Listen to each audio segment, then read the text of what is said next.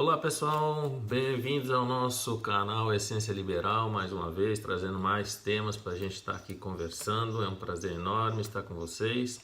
A gente teve o objetivo desse canal, a gente já definiu em vídeos passados, é sempre trazer esclarecimento para o desenvolvimento intelectual nosso, para que a gente possa ter mais capacidade de fazer raciocínio lógico e consequentemente entender o que acontece à nossa volta, na nossa sociedade brasileira. E se você tem acompanhado os vídeos, aproveita aí e já se inscreva no canal, né? E vamos continuar fazendo esses trabalhos de divulgação de alguns temas, justamente para que a gente possa estar nos aprofundando mais num debate mais construtivo, tá ok? Então hoje nós temos um tema muito interessante, né? Um tema chamado conservadorismo, né? Então a pergunta é: você é um conservador? Então vejamos o que a gente pode aprender ou tirar algumas confusões a respeito disso, né? E se a gente fosse pensar um pouquinho no que seria um pensamento conservador e colocasse na linha do tempo, ele estaria aí situado entre os extremismos, né, do pensamento racional, né, e do pensamento revolucional, ou seja, é um pensamento que traz uma série de características importantes que a gente vai falar agora, né?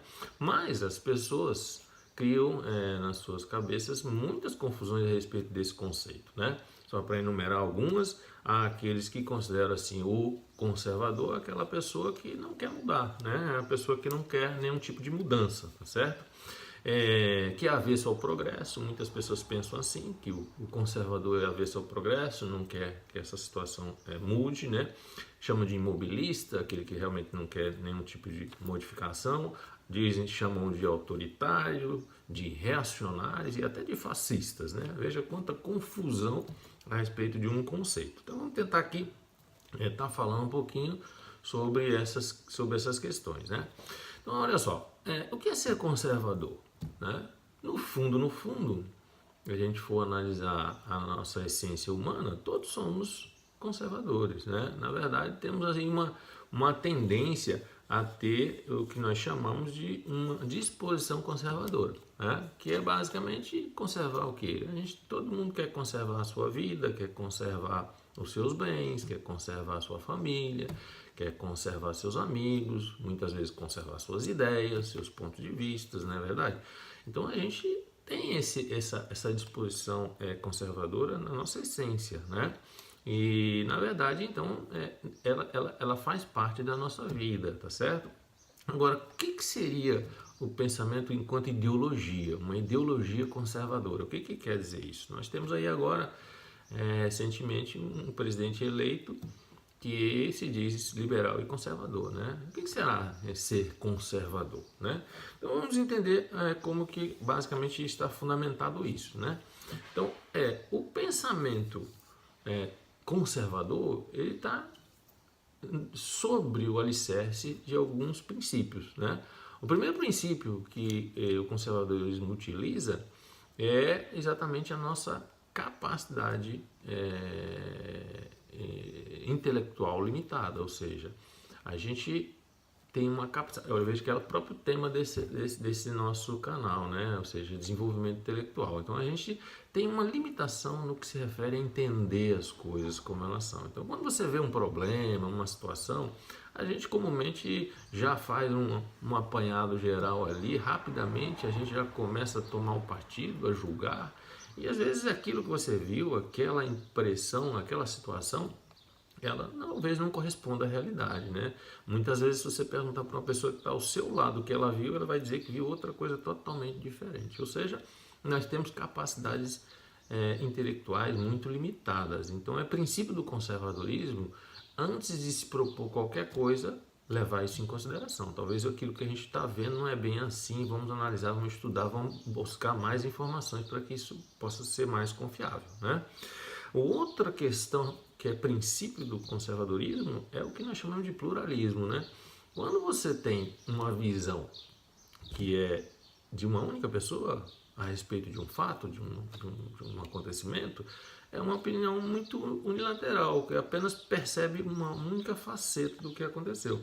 Mas se você tivesse mais opiniões, mais pessoas, você pode começar a enxergar isso é de uma forma melhor, né?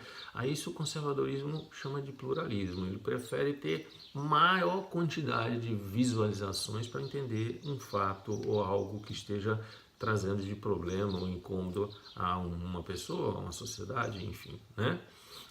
Uma outra questão que é também tomada como princípio no conservadorismo é a ideia de tradição. Então nós chegamos até aqui e através de um apanhado, né, de costumes, de hábitos, né, que são levados em conta ao conservadorismo. Em determinadas outras sociedades pode não ter os mesmos costumes. E num país como o Brasil, você imagina, né? Se você andar do Rio Grande do Sul ao Nordeste, vai ver que existem diferenças de hábitos e costumes. Então o conservadorismo leva isso em consideração na hora de propor as suas ideias, né? A outra questão é que, ao contrário de um pensamento reacionário, porque, como eu falei na linha do tempo, o pensamento reacionário, esse sim não quer mudar a situação que está, não quer mudar nada. Então, reacionário. E o revolucionário, que está no outro extremo, seria aquele pensamento que quer mudar tudo, quer tira tudo isso que tem aí e vai mudar completamente, né?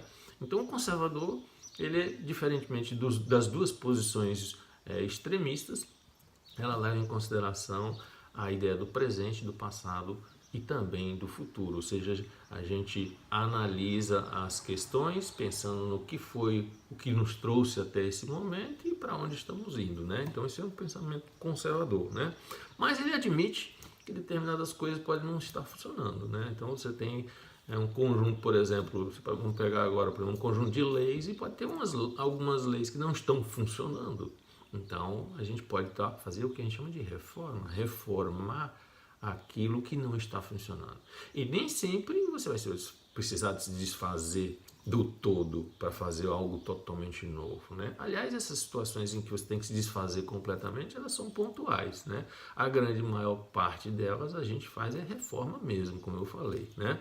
A gente permanece aquilo que está funcionando e uma parte que não está a gente reforma e faz o que nós chamamos, mais na frente nós vamos estar falando, que é o teste do tempo, né? Para que essas coisas aconteçam, tá ok? Então a reforma está presente no pensamento conservador, então diferente totalmente das pessoas que pensam que um conservador não quer mudar nada, tá ok? Outro ponto importante para o conservadorismo enquanto ideologia é a ideologia de uma sociedade comercial, ou seja, só é possível você buscar os ideais de liberdade, igualdade e fraternidade numa sociedade livre comercialmente falando, ou seja, economicamente falando. Não há uma forma de você intervir nessa sociedade comercial e ela preservar, mesmo assim, os ideais de liberdade, de igualdade e de fraternidade, tá? Nós vamos detalhar isso, já falamos alguma coisa nos outros vídeos e a gente daqui para frente vai falar muito sobre isso nos próximos vídeos. Nesse vídeo agora eu vou me ater a dizer que é um princípio. O princípio do conservadorismo leva em consideração a sociedade comercial, tá ok? Muito bom. Passando agora, a gente na questão que a gente fala do conservadorismo, a gente observa algumas coisas então agora mais bem definidas, né? Ele faz parte de vários princípios que estão inseridos em outras ideologias, né? Ao contrário das outras ideologias, o conservadorismo não tem um ideal a perseguir, né? Por exemplo, o liberalismo tem um ideal a perseguir, o socialismo tem um ideal a perseguir. O conservadorismo, a gente chama uma ideologia passiva, ou seja, ele só vai se manifestar quando determinados valores que já estão convencionados numa sociedade estão em risco. Aí, toda vez que esses valores estão em risco, o conservadorismo ele aparece como um defensor desses valores, tá ok? Muito bem. Quem muito bem falou sobre isso, poderia citar aqui 2 livros interessantes que vale a pena estar lendo. Um deles é um cara chamado Edmund Burke, tá? Ele fala aqui sobre reflexões sobre a Revolução Francesa, né? Nós sabemos que a Revolução Francesa foi um período na França de mudanças, né? E que muitas mudanças vieram de um pensamento revolucionário, e agora você está entendendo um pouquinho mais, daquele pensamento que queria mudar tudo, e a gente viu o que aconteceu, aconteceu foi que muitas cabeças rolaram nas guilhotinas, né? E a França nem por isso se tornou melhor depois dessa revolução. Então é preciso entender que às vezes a gente tem que levar o conservadorismo como algo importante. E o Edmund Burke, ele é um conservador e traz questões muito interessantes, dentre elas aqui dizer que nas reformas que nós fazemos, levar sempre em consideração a conservação, a transmissão e as melhorias. Ou seja, nós queremos melhorar as coisas, sim, mas a gente deve levar em consideração aquilo que nós precisamos e gostaríamos de conservar, que vem dando certo, que são importantes para aquela sociedade. E lembrar, a questão da transmissão é que você vai deixar um mundo para alguém, né? Para os seus filhos, para a sua sociedade, né? E nesse sentido a gente tem que também levar isso em consideração, tá? O Edmund Burke faz isso muito bem. E tem um outro livro aqui que é bastante interessante, faz um resumo mais acessível, né? Que é um livro do João Pereira Coutinho, Ideias Conservadoras, faz um apanhado muito interessante, muito legal, de fácil compreensão, para que a gente possa ter no nosso espectro de ferramentas, né? Ferramentas para utilizar nas nossas discussões e também entender o nosso mundo na nossa volta, né?